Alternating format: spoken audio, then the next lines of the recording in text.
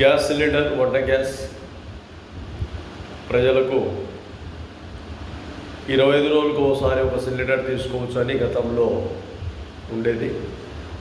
ఇప్పుడు రాష్ట్ర ప్రభుత్వం 50 రోజులకు ఒకసారి మీరు బుక్ చేసుకోండి అన్న విధానాలు ఏర్పడ్డాయి. అయితే ఈ విషయంలో కూడా క్లారిటీగా ప్రజలు తెలుసుకోవాల్సిన విషయం ఏంటంటే, ఇరాన్ పైన యుద్ధం జరుగుతుంది. ఇజ్రాయిల్, అమెరికా కలిసి ఇరాన్ పైన యుద్ధం చేస్తారు. ఈ యుద్ధం ఇరాన్ ప్రజలకు మాత్రమే నష్టం కాదు, చాలా వరకు యావత్తు ప్రపంచ దేశాలకు కూడా ఈ యుద్ధం నష్టమే. ఈ ప్రపంచ దేశాలు ఈ యుద్ధం పైన ఎందుకు సమీక్షించడం లేదో, మరి వాళ్ళు ఎందుకు మాట్లాడడం లేదో, మరి అక్కడ ఉండే నిల్వలు, అక్కడ ఉండే విధానాలు, డీజిల్, పెట్రోల్, గ్యాస్ ఇవన్నీ రావాల్సినది గల్ఫ్ కంట్రీస్ నుంచే. దాదాపు అక్కడనే ఆ చుట్టుపక్కలనే ఒక 15-20 దేశాలు ఉన్నాయి. ఈ దేశాల నుండి వేరే దేశాలకు ఎగుమతి చేసుకోవాల్సింది మన దేశాలు, వేరే దేశాలు డీజిల్, పెట్రోలు, ఇటువంటి గ్యాసు ఇవంతా. వంట సామాగ్రికి దాదాపు ఈ మధ్య కాలంలోనే కొన్ని రెస్టారెంట్లు, హోటల్స్ దాదాపు చెన్నై అయితేనేమి, ఢిల్లీ అయితేనేమి, మహారాష్ట్ర, బాంబే అయితేనేమి, ఈ చుట్టుపక్కల కొన్ని వందల రెస్టారెంట్లు మూసుకున్నారు, క్లోజ్ చేసుకున్నారు. ఇప్పుడు మన ఆంధ్రప్రదేశ్లో కూడా చాలా ఏరియాలలో ఈ వంట గ్యాస్ తీవ్రత ఇబ్బందులు గురై కొన్ని షెడ్డర్లలో, టిఫిన్ షెడ్డర్లు, భోజన హోటళ్ళు కూడా అక్కడక్కడ కొంతవరకు తేలికపాటిగా ఏర్పాటు చేస్తున్నారు. అదే విధానంలో భారతదేశ ప్రభుత్వం ఒక మంచి విధానాలు అమలు చేసుకోవాల్సిన పద్ధతులు ఏంటంటే, ఏ దేశమైనా మిత్రపక్షాన్ని కోరుకుంటుంది తప్ప శత్రు విధానాన్ని ఎక్కడ కూడా ఏ దేశం కూడా కోరుకోదు.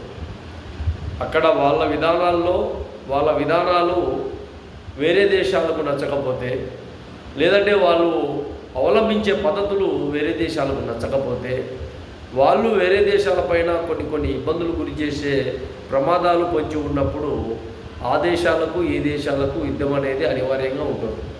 అయితే ఈ యుద్ధాన్ని కూడా అరికట్టాల్సింది కూడా కొన్ని దేశాలకు వాళ్ళు ఖచ్చితంగా వాళ్ళ మనసాక్షిగా కూడా ఈ యుద్ధాలను ఆపే విధానికి వాళ్ళకు రైట్స్ ఉంటాయి. కానీ ఎందుకో పోతే పోనీలే, వాడే పోతాడు అనుకుంటారు. కానీ ఒక దేశంలో దాదాపు మినిమం 10-15 దేశాల ప్రజలు అక్కడ జీవిస్తూనే ఉంటారు. మినిమం ఒక దేశం నుంచి ఒక 1000 మంది ఉండొచ్చు, 2000 మంది ఉండొచ్చు, 5000 మంది ఉండొచ్చు, 10,000 మంది ఉండొచ్చు. అలా వేరే దేశాలలో జీవించే వ్యక్తులు రేపో మాపో ప్రమాదవశాత్తు వాళ్ళకి ఏదైనా జరిగితే ఈ దేశం బాధపడాల్సిందే. కాబట్టి ఒక గ్యాసు, చమురు విలువలే కాకుండా వ్యక్తి విలువలను వికాసానికి తోడ్పాటుగా అందించే విధంగా ప్రభుత్వాలు అనేకమైన దేశాలు ఈ ప్రపంచంలో ఉన్నప్పుడు ఆ దేశాలు కూడా ఇట్లాంటి యుద్ధాలపైన చొరవ తీసుకోవాల్సిందే. తీసుకోకుండా మాకేం అంటే చివరికి ఇబ్బంది అయ్యేదానికి రేపు మనకు తినడానికి బువ్వ కూడా కరువవుతుంది. బాగా గుర్తుపెట్టుకోవాలి ఈ విషయాలలో. చాలా వరకు ఆ దేశం జరుగుతుంది పొరపాట్లు, ఈ దేశం జరుగుతుంది పొరపాట్లు చేస్తుంది అంటే రేపు ఆ దేశం కాకుండా ఇంకొక దేశం అవుతుంది, ఇంకొక దేశం కాకుండా ఇంకొక దేశం అవుతుంది. కానీ కలిసికట్టు అనేది ఒక ఆలంబనతో రూపకల్పన ఏర్పాటు చేస్తే ఆ దేశాలకు ఎప్పటికైనా కూడా ప్రజలు కృతజ్ఞతగా ఉంటారు. ఈ విషయాన్ని బాగా భారత ప్రభుత్వం ఆలోచన చేయండి. ఇటువంటి విధానాల్లో ఆ దేశానికి కూడా మనం హితవు తెలపచ్చు, హితవు పలకచ్చు. వాళ్ళకు కూడా మనం చెప్పేదానికి కూడా అర్హత ఉంది. ఇది పద్ధతి కాదు, ఇది కరెక్ట్ కాదు, ఇది చేసుకోండి, ఇది ప్రపంచ మానవాళికి సంబంధించిన ఒక విధానం. ఇవి కట్టుదిట్టంగా లేకపోతే సమాజం కేవలం ఇబ్బందులు గురయ్యే ప్రమాదం ఉంది. ఆ ప్రమాదంలో ప్రజలు పూర్తిగా నష్టపోతారు, ప్రజలు ప్రాణాలు పోతాయి, ప్రజలకు ఆస్తులు, అంతస్తులు అన్నీ పోతాయి.